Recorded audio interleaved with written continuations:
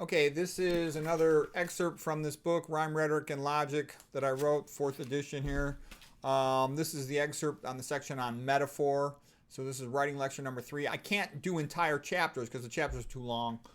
Okay, so litotes, and basically, again, this is all rhetoric, forms of rhetoric, and they come from the Greeks recognizing the best speakers use characteristic patterns of speaking, and they wrote them all down so that they could help develop more excellent speakers in ancient Greece. So litotes just means understatement for effect. For example, Newton had a good mind for science. He's the greatest scientist who ever lived. Okay, metonymy. The Greek names are kind of difficult. Aristotle classified all this stuff. What I would do is just make up names that are similar to the Greek name that will help me remember. So metonymy, metonymy, middle naming. What is the sort of essence of something? And for example, like when the executives walk by, those are the suits, okay? The Mark Antony speech by Shakespeare. Friends, Romans, and countrymen, lend me your ears. So the ears would be the metonymy there. Like when a teenager gets a car, his friends say, hey man, I heard you got some wheels. So the wheels is the metonymy. It's sort of like the essential key detail that calls to mind everything else. In the forest, a hoof footprint, is metonymy for a deer, multiple for a wolf. Okay, so metaphor is really, considered by a lot of people who thought about it like the most extraordinary thing about the human mind. That's how we judge everything, by comparing it to something else. And a lot of the best metaphors, they come like right in those couple of minutes before you wake up and get out of bed.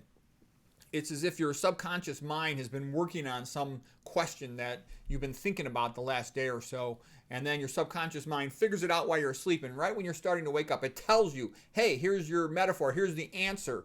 So, it's a good time to get out of bed and write it down real fast so you don't forget it.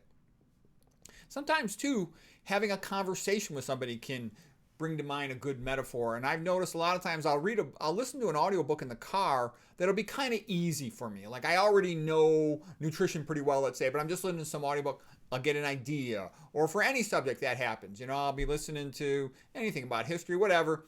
So I love listening to those audiobooks in the car. It gives me lots of ideas. All right, I have a little note card in my car. I only write when I'm stopped at a stoplight, but I'll write an idea, and I hear a great quote in the car, boom, I'll write that idea down. Okay, metaphor is the magic of metaphor, comparing one thing, but you state it as something else. So a metaphor requires the reader to make a jump of logic, and that gives them the sense of an epiphany, and that's why a metaphor is more powerful than a simile. A simile is just to say this is like something else. Because the listener makes the comparison for themselves. Neil Postman, he's a good writer. He said, a metaphor is an organ of perception. Through metaphors, we see the world as one thing or another. And that's true. Once you've got that metaphor in mind, and it's a key concept, a lot of times you can understand a whole new area of thought. Like, for example, I heard Ayn Rand made a quote, there's no contradictions. If you think there's a contradiction, one of your premises is incorrect. Rethink your premises. And that helped me to figure out a lot of complicated things. Another good one was a quote by Carlyle. He said, there's always a good reason, and then there's the real reason. So usually you get, people try to, BS you all the time. And they'll give you some reason that sounds reasonable, plausible, logical, but it sounds weak, underpowered. And then you think about it some more, there'll be some true meaning, because they want money or something else that's the true meaning. So you got to be aware of that as well. Okay, metaphor enables us to see a new thing through the perspective of an old thing, with the perspective and the vocabulary of the old thing. So the initial metaphor gets your cognitive foot in the door, and then the perspective of the old thing enables you to navigate the new thing. I mean, that's how we learn everything, by comparing the new thing to things we already know, and its similarities and dissimilarities to what we already know. So here's a good metaphor. This is a guy, Bruce Lipton. He had some good lectures about molecular biology. And here's his quote by Bruce Lipton. The cell membrane is the brain of a cell because that's where perception occurs. That's where decisions are made about how to respond to the environment. The DNA is just a copy of the blueprints. The DNA does not make the decision. That's an important statement because getting that also helps you to understand cancer. Cancer is much more of a mitochondrial disease than a DNA disease.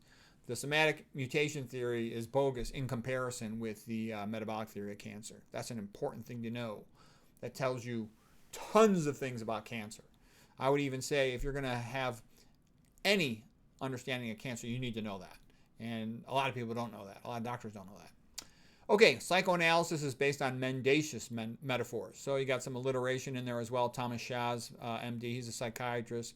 Guy's a brilliant guy. He wrote a great book called The Myth of Psychiatry. It's one of the best psychology books you'll ever read. It's fantastic. Okay, metaphor asserts sameness, while simile asserts likeness. So a good metaphor we talked about. It can be a template for thinking. Apt analogies are formidable tools of the rhetorician. Yeah, a lot of people, they can't fight back against a metaphor. You give them a metaphor that gets their attention, they don't have the intellectual power, logic, or skill to think otherwise. Like you say the word good fats in the Mediterranean diet, and the average stupid person is hypnotized by that, and they'll eat bad food for 20 years after they heard that. Okay, analogy is the heartbeat of thought. We use analogies to compare the new to the old, to categorize the new. This guy, Douglas Hofstadter, he wrote a book. It's like about 500 pages about metaphors. And I started reading it, and I actually enjoyed the book. Even though it's, it's a lot longer than it has to be, it was still quite entertaining. I enjoyed it. He's got some YouTube videos that are pretty good. Okay, here's Stephen Jay Gould, the quote. He's an evolutionary biologist, and I actually disagree with him about a lot of things in evolutionary biology, but he was certainly interesting to read. I used to read his books when I was in college and talk about them with my biology friends. Okay, so here's Stephen Jay Gould's quote. If genius has any common denominator, I would propose ability to construct fruitful analogies between fields. Yeah, that's a key thing. Metaphor is a beholder. For example, atherosclerosis. I couldn't understand atherosclerosis with the cholesterol theory. It always seemed kind of underpowered and stupid. But then when I learned atherothrombosis theory, man, I could figure out everything from there in atherosclerosis, and that was very useful. I learned that from that Gregory Sloop pathologist. He sort of figured it out, and I learned it from him, and then I could figure out the other stuff. Okay, metaphor is bolder, more confident, implicit. A simile is tamer. It's more logical and explicit. So a simile would be something like, for example, the world is a theater stage in a play. It's like a theater stage in a play. Okay, then you hear Shakespeare's version of it. Same idea phrased in a metaphor. All the world's a stage and all the men and women merely players. They have their exits and their entrances, and one man in his time plays many parts. His act being 7 ages. Okay, it's Shakespeare from his play As You Like It. Some of these are kind of like standard literary metaphors.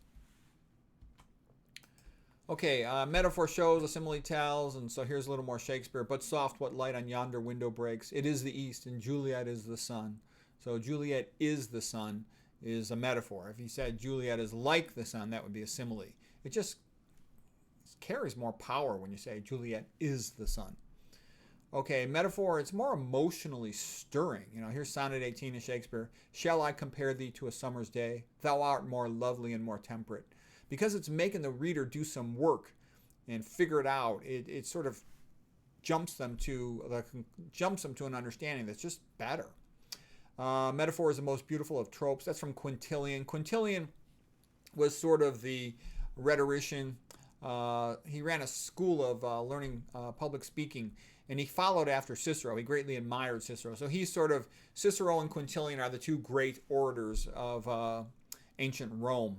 And they certainly greatly admired the Greeks. Cicero went to Greece and he helped translate a bunch of Greek books into Latin. Cicero is the greatest of all the Romans. If you ever want to just study Rome a little bit, I would say study Cicero, and all the main events of Rome you can learn from how they related to Cicero. If your time is limited, Cicero is the most interesting thing about ancient Rome.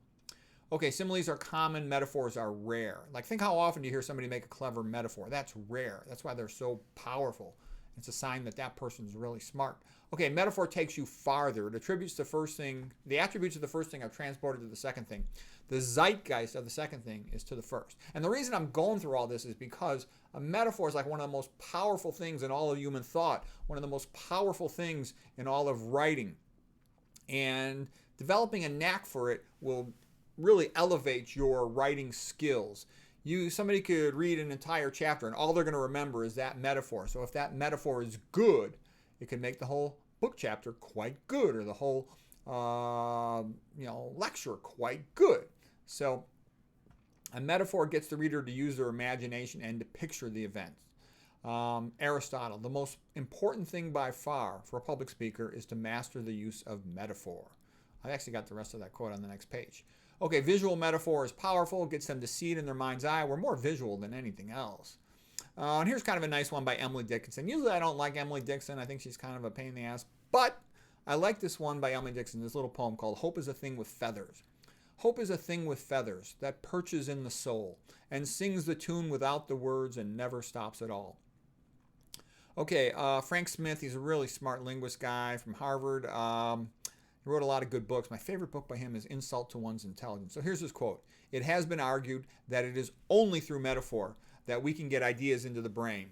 The first automobiles were horseless carriages. And that's actually a good statement. Basically, the way we learn anything, it comes into anything logical, any declarative memory. The new item comes in and we then compare and process it compared to what we already know. That's like our own existing knowledge is the scaffold for understanding anything new. You have to know certain things before you can learn certain things related to them. So anyways, that's how the brain works. So whenever you learn something new and you really want to remember it, just say to yourself, how does this relate to the things I already know? And like have a little conversation with yourself. Usually when I learn something new that I think is interesting, I will call one of my friends right away. Because I know if I have a conversation, like let's say I just looked up something, I saw an interesting brain case and there was a surprise finding and then I figured it out or somehow somebody told me or I looked it up, I'll immediately call my friend and discuss it with him because then it'll be locked in my brain forever. I know that if I don't discuss it with somebody else or I don't write it down and keep notes on my disease findings, I will forget it potentially. Okay, plus it'll keep running around in my head until I'll keep saying, don't forget this. But if I write it down or call my friend, then it just ends up being locked in. Okay, metaphors hold the most truth in the least space. Orson Card in American Knowledge. Yeah, that's a good point too. So just a one-line metaphor can tie a whole bunch of things together. It's a very powerful way to write and talk. Okay, here's a quote by Jerry Spence. He's a super famous lawyer, great lawyer. He wrote a great book. I forgot the name of his book, but it was really good. And he talks about the power of telling the truth. So the best arguments dazzle with metaphor. So if you ever, he's a good guy to learn about knowing how to speak better in public. Because what I've also seen is now that I've been through life, for a pretty good amount of time, I've kind of seen how different people go through life. And basically being more articulate, it is really strongly in your best interest. It helps protect you in a sense that if somebody messes with you, you can at least argue back. You can at least verbally or in writing defend yourself versus what I've seen is a lot of people are essentially helpless. They're, nice people. Most people I meet are pretty nice, but most people I meet are also kind of functional illiterates, and no one says, oh, I'm not illiterate. And then you ask them a question. What books have you read this week? Oh, no, I've been too busy. What books did you read this month? Oh, I've been too busy. What books did you read this year? I've been too busy. If you don't read, that means you're a functional illiterate. I mean, that's by definition. And most people never read another book after they finish high school, and they only read stuff they were required to. High school turns them off from reading, but it's just a fact. And it's kind of sad because as a population is functionally illiterate, that means they can't understand modern events very well. The way you understand modern events is you compare them to stuff that happened in the past. So I'm getting off on a side tangent there. Okay, next, extended metaphor. Perhaps the greatest extended metaphor is the book Animal Farm by George Orwell. And it's an extended metaphor of the Russian Revolution of 1917, of communism. It's a great book, Animal Farm. And 1984 by Orwell is an even greater book. Some of the greatest books ever written. Okay, the following is an extended metaphor of religion. This one is from St. Thomas Aquinas. Thomas Aquinas is like one of my heroes too. He sort of was a very syncretic Catholic scholar who brought together Greek philosophy and Catholicism. And basically a lot of Catholicism is based indirectly, at least, on Greek philosophy. It'll say it's not, but there's a tremendous overlap, certainly. Some people have even said, I think it was Nietzsche who said, Catholicism is just Platonism for the masses. So anyways, here's a quote by Thomas Aquinas. Suppose a person entering a house were to feel heat on the porch, and going further inward were to feel the heat increasing. The more they penetrated within, such a person would believe there was a fire in the house, even though they did not see the fire that must be causing all the heat. A similar thing will happen to anyone who considers the world in detail. One will observe that all things are arranged according to their degrees of beauty and excellence, and that the nearer they are to God, the more beautiful and better they are.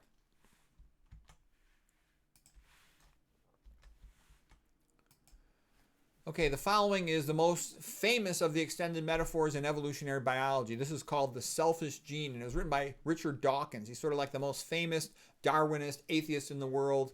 He's a professor from England, and he's a bright guy, but he's also kind of a pain in the ass. If you try reading his books, he's so monotone, and he's such a pompous know-it-all jackass that I always had a hard time with his books because they would just bore me and annoy me. So I would listen to him, and I've finished a couple of his books, but I never really liked him that much. And I think he's a liar too, because he says stuff, he tries to pretend about all these things about Darwinism and evolution are proven, and they're not. I majored in evolutionary biology at Stanford, so I've still read a whole bunch of books on the subject. So don't get me wrong, Dawkins is a bright guy, and he does have some great metaphors like this one here. It's fantastic, but he's also a BSer. Okay, so here we go. Now they swarm in huge colonies, safe inside gigantic lumbering robots, sealed off from the outside world, communicating with it by tortuous indirect routes, manipulating it by remote control. They are in you and me. They created us, body and mind, and their preservation is the ultimate rationale for our existence. So what he's basically saying is, the selfish genes that are inside of us are the only reason we exist, that we are just like a big, almost like a robot that just enables our genes to move around. So it's a little bit of a deterministic, fatalistic attitude about life, and I think it's actually scientifically incorrect, but it's still brilliant and entertaining. So here's Dennis Noble. He's another real famous evolutionary biologist.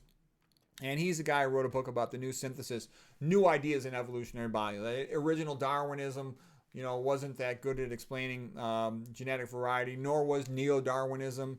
And so here's what Dennis Noble has to say. He says, the selfish gene is not falsifiable. Therefore, it is not science.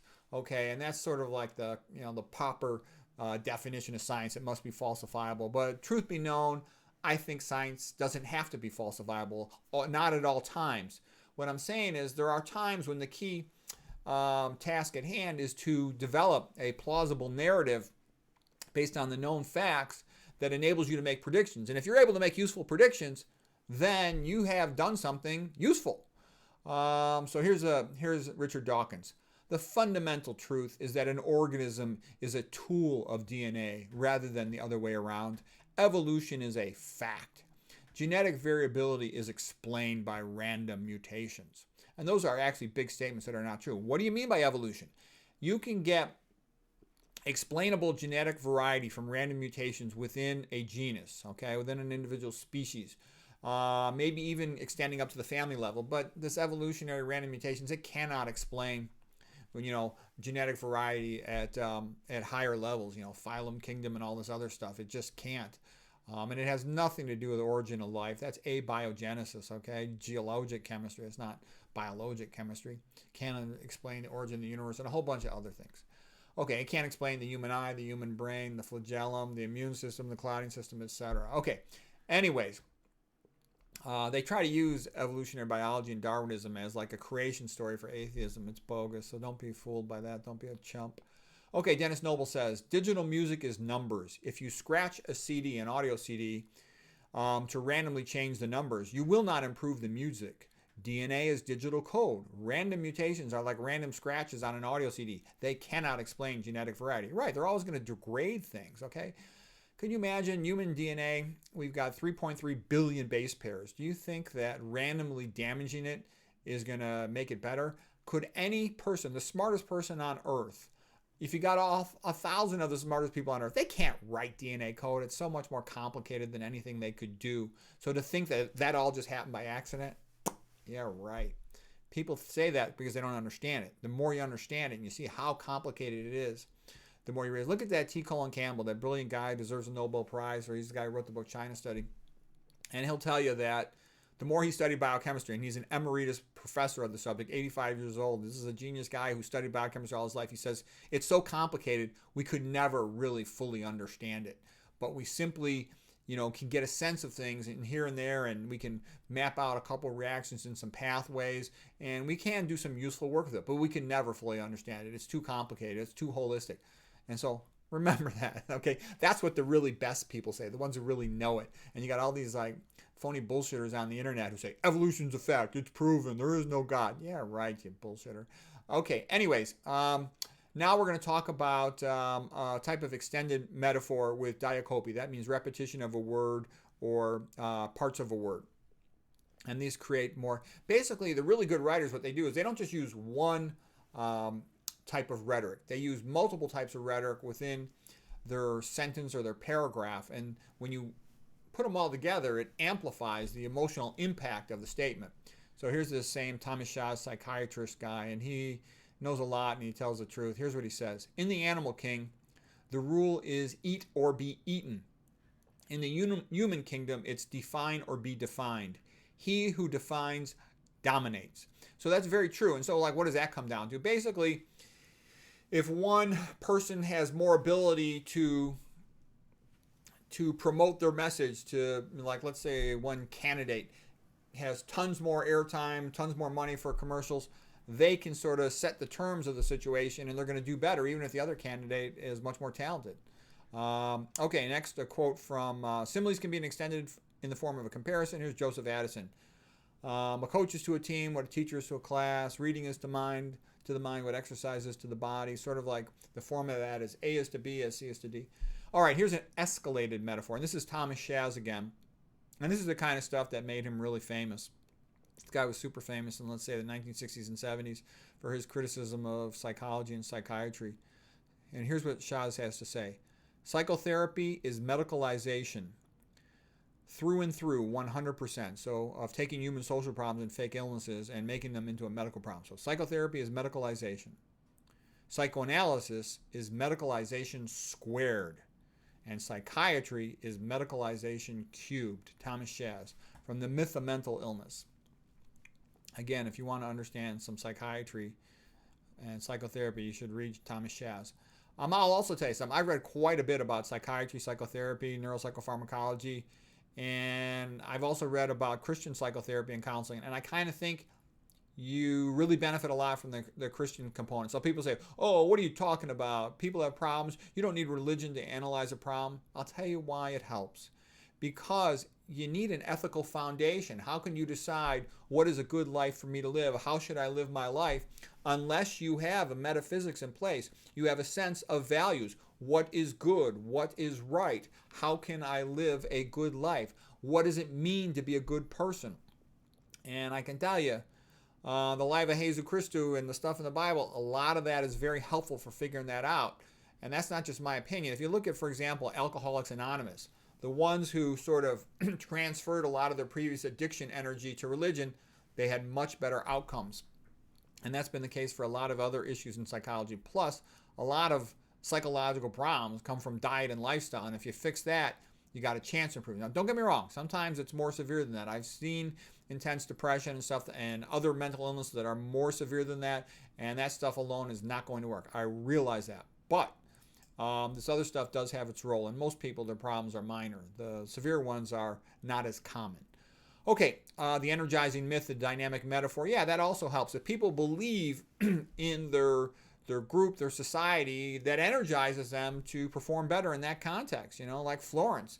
They were so proud of themselves in the Renaissance, deservedly so, and they produced magnificent art. And the Medicis sort of led the way, you know. You kind of a lot of times need a funder to free up the other people to have more time. The whole story of the Renaissance and the competition between Florence and Rome is great stuff. Okay, here's a quote from Jane Hirshfield, an American poet. She says, metaphors get under your skin by ghosting right past the logical mind. And that's true. They'll have an emotional impact, a good metaphor, and that can convince people, even if, and they don't even bother to look at the logic. And a lot of times the logic will be flawed, but the metaphor overwhelms them emotionally, and that carries more weight in the human brain. Okay, metaphors are powerful persuaders. This guy, John Pollock, he wrote a good book called Shortcuts, all about the power of metaphors and how they work. And he talks about how you can use good metaphors to motivate people. So here's his quote, John Pollock from Shortcuts. A good metaphor can trigger emotions that lead to a desired pattern of thinking and behavior in others. The goal is to get them to accept the overt. Oh wait, gosh, I kind of missed the quote because my little things here. Let me see if I can. Oh, I can't. Oh, I can move it. The goal is to get them to accept the overt premise, even though it is the covert connotation that gets you the benefit. So that's a very clever statement. So what he's basically saying is there'll be some component of the metaphor that's obviously true or seems obviously true, and as soon as they accept that, or it seems like no big deal to accept it, as soon as they accept that, they've indirectly now accepted a whole bunch of other things. I think a good example of this is when you talk about what is the definition of a human.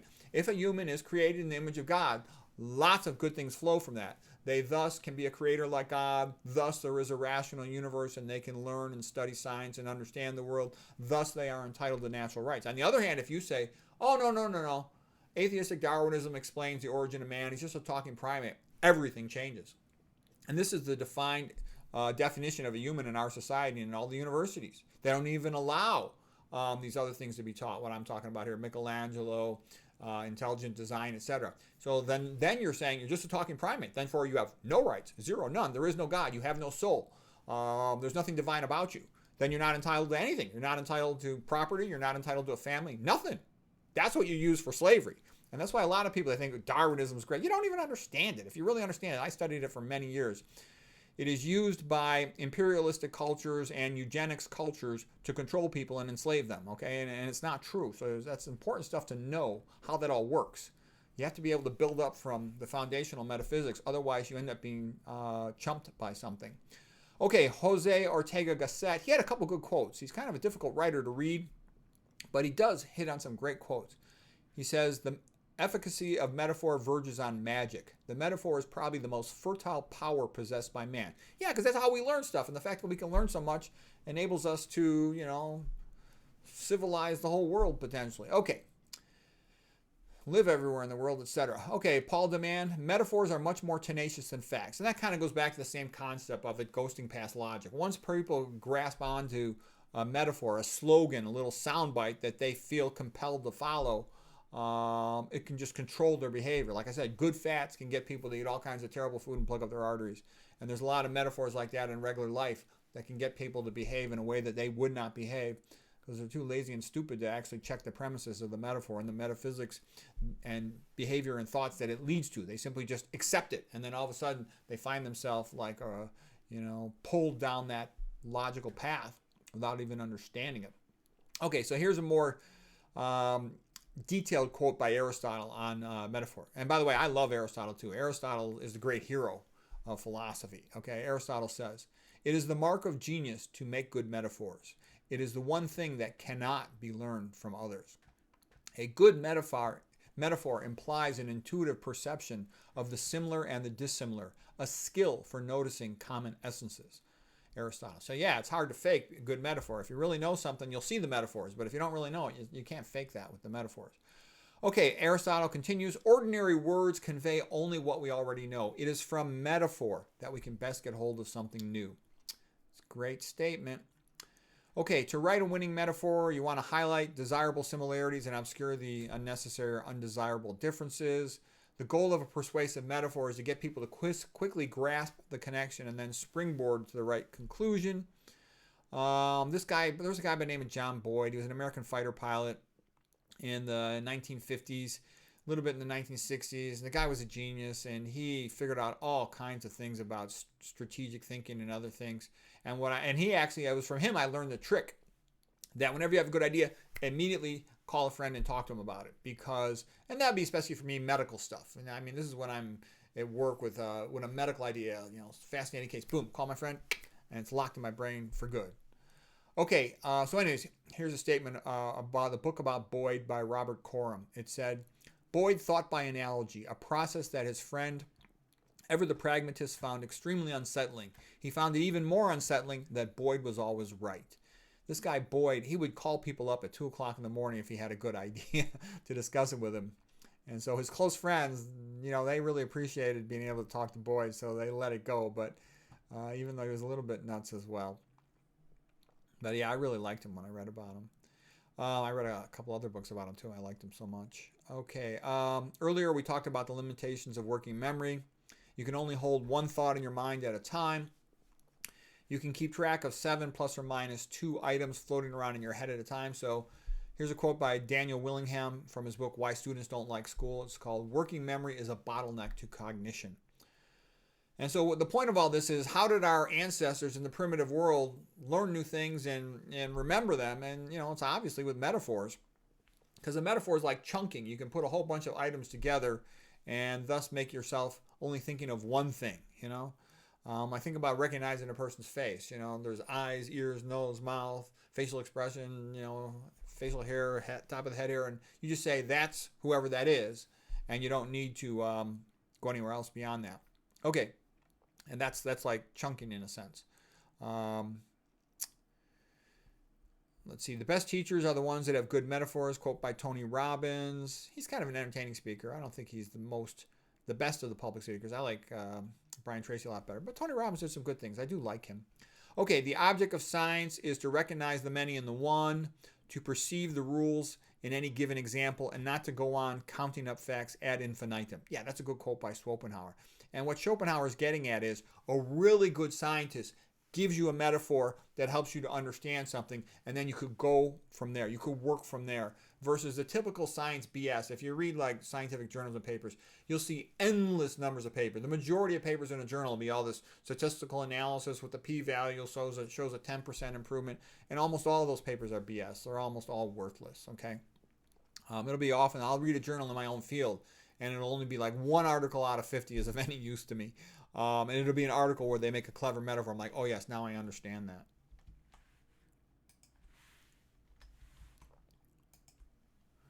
Okay, metaphors and similes are of great value as far as they can explain an unknown relation by a known one. Okay, this is a quote by Schopenhauer. Trust me, Schopenhauer is great. His book, The Art of Literature, is magnificent. He's a grouchy old guy in Germany who, sort of had an inheritance, so he didn't have to work. And he just sat around reading all day, like in 5 different languages. And he made all kinds of brilliant observations. And he wasn't very popular in his time. He couldn't get a job as a philosopher, even though he's like perhaps the best philosopher Germany ever produced. I learned a lot more from him than I did from Nietzsche. Nietzsche's entertaining, but I don't get hardly anything useful from him. From Schopenhauer, I got a lot of useful things. So here's Schopenhauer talking about metaphor and how we understand and learn things. Metaphors and similes are of great value insofar as they explain an unknown thing by a known one. Even the more detailed simile, which grows into a parable or an allegory, is nothing more than the exhibition of some relation in its simplest, most visible and palpable form. The growth of ideas rests at bottom upon simile and metaphor because the ideas arise by a process of combining the similarities and neglecting the differences between things.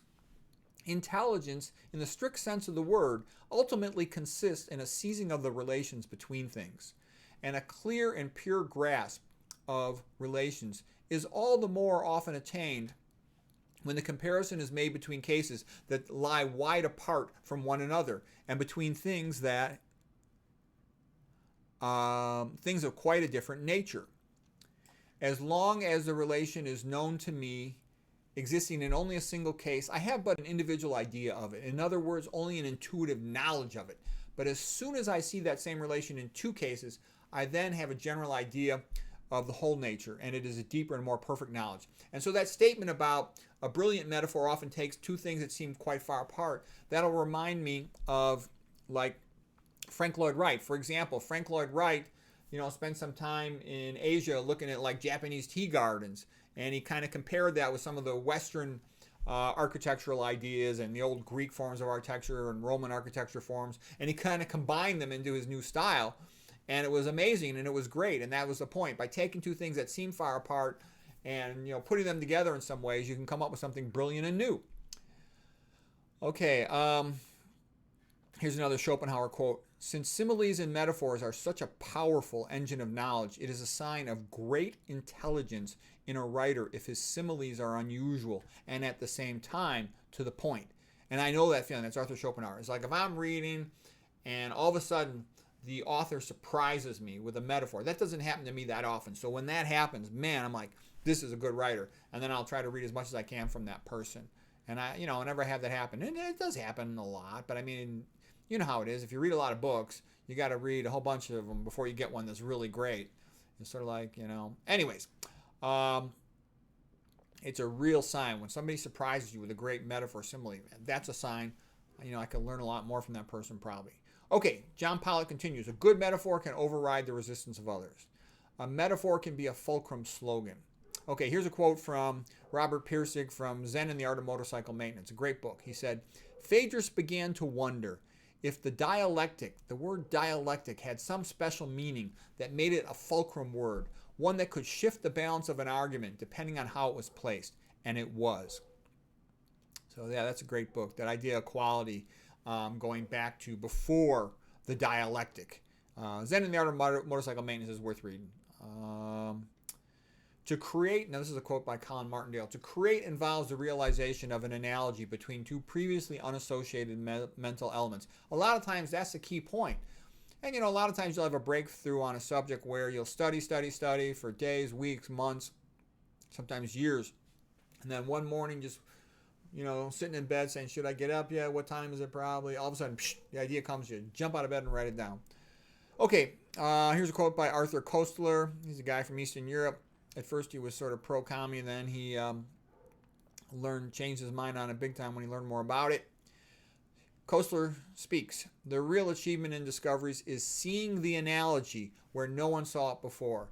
The essence of a discovery is previously unrelated frames of reference whose union will solve the previously insoluble problem. Okay, it's a good quote. Okay, so yeah, metaphors are how we learn new things. We understand the new by comparing it to the old. Metaphors are the key to learning and therefore essential to the brain and human life. This lady, Ayn Rand, I think she's the smartest lady who ever lived. Here's just another one of her quotes. When you hear people talking about minorities and all this stuff, listen to what she has to say about it. The smallest minority on earth is the individual. She is a great proponent of individualism and creativity. So she's one of my academic heroes, and I've read a lot of her stuff. People always say, oh, she's a bitch, she's selfish, all these other bad things about her.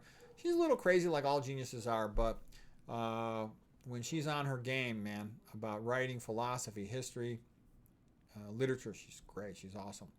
Okay, here's a couple of religious metaphors, from John. While I am in the world, I am the light of the world. John chapter 9, verse 5. John here is chapter 10, verse 14. I am the good shepherd. I lay down my life for the sheep. John chapter 14, verse 6. I am the way, the truth, and the life. Okay, now here's 1 Peter chapter 5, verse 8. Be sober, be vigilant, because your adversary, the devil, is a roaring lion that walketh about, seeking whom he may devour. All right, well, anyways, hope that was helpful.